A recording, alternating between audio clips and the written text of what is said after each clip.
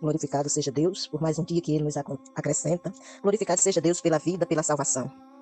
Mais uma vez, o Senhor nos dá a oportunidade de meditarmos na Sua palavra. E neste momento, nós iremos meditar sobre o livro de Ageu. É um livro composto por 2 capítulos. Ele faz parte do elenco dos profetas menores, pois a Bíblia apresenta 17 livros proféticos, sendo 5 deles considerados profetas maiores e 12 considerados profetas menores. Dentre os profetas menores se encontra Ageu. E nós vamos fazer a leitura do texto. É um texto curto, pois a gente olhando para o livro de Ageu, ele é composto, como já disse, 2 capítulos e 35 versículos, que é menor de alguns salmos. Por exemplo, o Salmo 18 é um salmo que é composto de 50 versículos. O livro de Ageu, capítulo 1, ele apresenta a ordem para construir de novo o templo. Isso depois que o grupo voltou do cativeiro babilônico. E o capítulo 2 diz mensagens de consolo e de condenação e promessa de bênçãos. Quando você olha para o capítulo 1, ele está assim dividido. Deus ordena a reconstrução do templo, que vai do verso 1 ao verso 11. E o povo obedece à ordem de Deus, vai do verso 12 ao verso 15. O capítulo 2 está assim dividido. A beleza do novo templo, que vai do verso 1 ao verso 9. Deus condena o pecado do povo, que vai do verso 10 ao verso 14. Deus promete abençoar o povo, que vai do verso 15 ao verso 19. E fecha o livro com a promessa de Deus a Zorobabel, que vai do verso 20 ao verso 23. É assim composto esses 2 capítulos. Antes de ler o texto, eu vou fazer uma colocação a respeito deste livro, que se encontra na Bíblia manuscrita. Diz assim a respeito deste livro. No ano 538 a.C., os israelitas começaram a voltar da Babilônia, onde tinham vivido como prisioneiros. Eles construíram as suas casas em Jerusalém, porém não deram atenção ao templo que estava destruído. No ano 520, ou seja, 18 anos depois do seu retorno, antes de Cristo, o profeta Ageu anunciou algumas mensagens de Deus, ordenando ao povo que construísse de novo o templo. Os israelitas deviam voltar para Deus e assim Deus os abençoaria e eles viveriam em paz e prosperidade. Ageu foi companheiro do profeta Zacarias. Então, você lê o livro de Ageu, você lê o livro do profeta Zacarias, você vai encontrar mensagens similares. Com relação ao texto propriamente dito, o que nos é anunciado? O texto inicia no capítulo 1, Ageu exorta o povo a construir o templo, e diz assim o verso 1. No segundo ano do reinado de Dário, no 6º mês, no primeiro dia do mês, por meio do profeta Ageu, a palavra do Senhor veio a Zorobabel, filho de Salatiel, governador de Judá, e a Josué, filho de Josadac, o sumo sacerdote, dizendo. Então, você já faz toda uma descrição, situando no tempo e no espaço. E agora, o que é que o Senhor diz? Assim diz o Senhor dos Exércitos. Este povo diz, ainda não chegou o tempo em que a casa do Senhor deve ser reconstruída, ou seja, falando do templo. Por isso, a palavra do Senhor veio por meio do profeta Ageu, dizendo, acaso é tempo de vocês morarem em casas luxuosas, enquanto este templo permanece em ruínas? Portanto, assim diz o Senhor dos Exércitos. Considerem o que tem acontecido com vocês. Vocês semearam muito e colheram pouco. Comem, mas não chega. Mas isso não chega para matar a fome. Bebe, mas isso não dá para ficarem satisfeitos. Põe roupa, mas ninguém se aquece. E o que recebe salário, recebe-o para colocá-lo numa sacola furada. Assim diz o Senhor dos Exércitos. Considerem o que tem acontecido com vocês. Vão até o monte, tragam madeira e reconstruam o templo. Dele me agradarei e serei glorificado, diz o Senhor. Vocês esperavam que fosse muito, mas o que veio foi pouco, e esse pouco, quando o levaram para casa, eu o dissipei com um sopro. E por quê? Pergunta o Senhor dos Exércitos, porque o meu templo permanece em ruínas, enquanto cada um de vocês corre por causa de sua própria casa. Por isso os céus retêm o seu orvalho, e a terra não produz os seus frutos. Fiz vir a seca sobre a terra e sobre os montes, sobre o cereal, sobre o vinho, sobre o azeite, sobre o que o solo produz, sobre as pessoas, sobre os animais e sobre todo o trabalho das mãos. O segundo tópico deste capítulo diz: o povo atende ao Senhor. Então Zorobabel, filho de Salatiel, e Josué, filho de Josadac, o sumo sacerdote, e todo o remanescente do povo atenderam à voz do Senhor, seu Deus, e às palavras do profeta Ageu, as quais o Senhor, seu Deus, havia ordenado que ele dissesse, e o povo temeu diante do Senhor. Então Ageu, o enviado do Senhor, falou ao povo, segundo a mensagem do Senhor, dizendo: eu estou com vocês, diz o Senhor. O Senhor despertou o espírito de Zorobabel, filho de Salatiel, governador de Judá, e o espírito de Josué, filho de Josadac, o sumo sacerdote, e o espírito de todo o remanescente do povo. Eles vieram e começaram a trabalhar no templo do Senhor dos Exércitos, seu Deus. Era o 24º dia do 6º mês do 2º ano do reinado de Dário. Capítulo 2. A glória do novo templo. No segundo ano do reinado de Dário, no 7º mês, no 21º dia do mês, a palavra do Senhor veio por meio do profeta Ageu, dizendo: Fala agora a Zorobabel, filho de Salatiel, governador de Judá, e a Josué, filho de Josadaque, o sumo sacerdote, e ao remanescente do povo, dizendo: Quem de vocês que tenha sobrevivido contemplou este templo na sua primeira glória? Faz essa indagação a respeito do templo e falando a respeito da sua primeira glória. Por acaso não é como nada aos olhos de vocês? Segunda pergunta feita. Mas agora o Senhor diz: Seja forte, Zorobabel, seja forte, Josué, filho de Josadaque, o sumo sacerdote, e vocês, todo o povo da terra, sejam fortes, diz o Senhor, e trabalhem, porque eu estou com vocês, diz o Senhor dos Exércitos. Segundo a aliança que fiz com vocês quando saíram do Egito, o meu espírito habita no meio de vocês. Não tenham medo, pois assim diz o Senhor dos Exércitos: Daqui a pouco, mais uma vez, eu farei tremer o céu, a terra, o mar e a terra seca. Farei tremer todas as nações, e serão trazidas as coisas preciosas de todas as nações, e encherei esse templo de glória, diz o Senhor dos Exércitos. Minha é a prata, meu é o ouro, diz o Senhor dos Exércitos. A glória deste novo templo será maior do que a do primeiro, diz o Senhor dos Exércitos. E neste lugar darei a paz, diz o Senhor dos Exércitos. Seguindo o texto, a infidelidade do povo é repreendida. Busque ouvir a voz do Senhor, para que você possa andar na presença de Deus. No verso 10 do 2º capítulo diz: No 24º dia do 9º mês, no 2º ano do reinado de Dário, a palavra do Senhor veio ao profeta Ageu, dizendo: Assim diz o Senhor dos Exércitos: Peça aos sacerdotes que decidam a seguinte questão relacionada com a lei.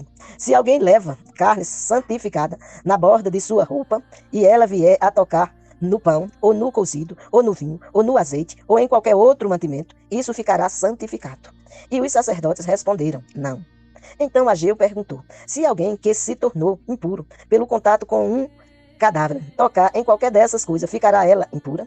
E os sacerdotes responderam: Sim, ficará impura. Então Ageu continuou: Assim é este povo, e assim é esta nação diante de mim, diz o Senhor. Assim é toda a obra das suas mãos, e o que ali oferecem, tudo é impuro. Agora considerem tudo o que aconteceu desde aquele dia, antes de vocês terem começado a colocar pedra sobre pedra no templo do Senhor. Antes daquele tempo, alguém vinha a um monte de trigo, esperando encontrar 20 medidas, e havia somente 10. Vinha ao lagar para tirar 50 medidas, e havia somente 20. Eu os feri com queimaduras, com ferrugem, com granizo, em tudo o que vocês fizeram, mas não houve entre vocês quem voltasse para mim, diz o Senhor. Por isso, desde o dia de hoje, desde o 24º dia do 9º mês, desde o dia em que foram lançados os alicerces do templo do Senhor, considerem no seguinte: ainda há sementes no celeiro? Além disso, a videira, a figueira, a romeira e a oliveira não têm dado os seus frutos, mas de hoje em diante eu abençoarei vocês. Concluindo o texto, a promessa do Senhor a Zorobabel. A palavra do Senhor veio pela segunda vez a Ageu, no 24º dia do mês, dizendo: Fale a Zorobabel, o governador de Judá. Farei tremer o céu e a terra. Derrubarei o trono dos reinos e destruirei a força dos reinos das nações. Destruirei os carros de guerra e os que andam neles. Os cavalos morrerão e os seus cavaleiros matarão uns aos outros. Naquele dia, diz o Senhor dos Exércitos: Tomarei você, Zorobabel, filho de Salatiel, você que é meu servo, diz o Senhor, e farei de você um anel de selar, porque eu o escolhi, diz o Senhor dos Exércitos. Fiz a leitura de todo o texto, ou seja, dos 2 capítulos. Ainda vou fazer um complemento para que você entenda melhor quem era Zorobabel. Currículo de proposições bíblicas a respeito de Zorobabel. Zorobabel era descendente do rei Joaquim, conforme 1 Crônicas, capítulo 3, verso de 17 a 19. Ele lidera os que foram levados prisioneiros de volta para Jerusalém após o decreto do rei Ciro, conforme está em Esdras, capítulo 2, versos 1 e 2. Ele é governador de Judá, conforme o livro de Ageu, texto lido, capítulo 1, verso 1. Escolhido por Deus, conforme Ageu, capítulo 2, verso 23, ou seja, o último versículo. Ajuda a construir um altar em Jerusalém, conforme Esdras, capítulo 3, versículo 2. Ajuda a reconstruir o templo, guiado pelo Espírito Santo, conforme Esdras, capítulo 3, verso 8. Ageu, capítulo 1, versos 12 a 14. Capítulo 2 de Ageu, verso 2 a 9. E conforme Zacarias, capítulo 4, verso de 6 a 9. E ele é considerado antepassado do Messias, conforme você lê em Mateus capítulo 1, versos 12 e 13, e conforme Lucas capítulo 27. Falando a respeito do livro, é um livro pequeno, como já disse, apenas formado de 2 capítulos, mas de acordo com a Bíblia visual com infográfico, ele apresenta 4 ideias centrais. A primeira delas é: a construção do templo de Deus deve ser a prioridade do povo, e não a construção das suas próprias casas. A segunda ideia central é que a obediência a Deus tem suas consequências. A terceira ideia central é que Deus dá inspiração, força e recursos para aqueles que lhe obedecem. Quarta ideia central, que é a quarta e última, Deus abençoará com a sua presença, paz e prosperidades os que estão no cativeiro, se eles lhe obedecerem. A obediência a Deus é algo fundamental, porque aquele que obedece a Deus glorifica aquele que o criou. Como diz em Isaías 43, verso 7, que é o próprio Deus dizendo que nos formou e nos fez para glorificar o seu nome. Por isso, obediência ao Senhor é algo imprescindível, ou seja, algo fundamental. Mas vou dizer um pouco a respeito de Ageu. De acordo com a Bíblia de Estudo Conselheira, nós temos o seguinte a respeito de Ageu. O profeta Ageu é conhecido somente por este livro que leva o seu nome e pela menção no livro de Esdras. E vamos contemplar o seguinte. Em Esdras você encontra no capítulo 5, verso 1 e no capítulo 6, verso 14. O seu nome significa festivo. Ageu é descrito como profeta, tanto no livro de Ageu, capítulo 1, verso 1, quanto no livro de Esdras, capítulo 5, verso 1. E como mensageiro de Deus, Ageu, capítulo 1, verso 13. Ainda quero fazer outras colocações a respeito deste livro, que se encontra na Bíblia de Estudo de Genebra. Que são as seguintes colocações. Qual é o propósito deste livro? Livro composto de 38 versículos, porque tem 15 versículos no primeiro capítulo e 23 versículos no segundo capítulo. O propósito deste livro é incentivar a reconstrução do templo na esperança de trazer grandes bênçãos para Israel depois do exílio. Essas profecias ela é dada por Ageu no ano de 520 a.C. E este livro apresenta 5 verdades fundamentais. A primeira verdade é que Deus ofereceu muitas bênçãos aos primeiros que retornaram após o exílio. A segunda verdade fundamental que se encontra neste livro é que o reino de Deus deve ter prioridade sobre o nosso conforto pessoal. Veja que em Mateus capítulo 6, verso 33, o Senhor diz: portanto, buscai em primeiro lugar o reino de Deus, a sua justiça, e estas coisas vos serão acrescentadas. E quando nós temos a curiosidade de saber quais são as coisas que nos são acrescentadas, então se a gente lê em Mateus capítulo 6, a partir do verso 25, você lendo do verso 25 até o verso 32, você vai saber quais são as coisas que o homem busca e o que Deus fará para suprir. A terceira verdade fundamental que se encontra no livro de Ageu é que os servos do reino de Deus precisam ser imaculados, ou seja, precisam ser puros. Pois a própria palavra nos diz: sede santo, porque eu, o Senhor, sou santo. Sede santo em toda a vossa maneira de viver. Está em 1 Pedro, capítulo 1, verso 16. Olha o que diz a quarta verdade deste livro. Que livro? O livro de Ageu. A esperança do povo de Deus está no templo e na casa de Deus, na medida em que eles foram cumpridos em Cristo. A quinta e última verdade é que o povo de Deus está destinado a herdar a terra em Cristo. De acordo com a Bíblia de Estudo de Genebra, ele diz que o nome Ageu significa minha festa. Na Bíblia, Conselheira diz que o nome é festivo, tem o mesmo sentido ambos. Ele trabalhou com o profeta Zacarias para incentivar os judeus que haviam retornado do exílio a reconstruir o templo.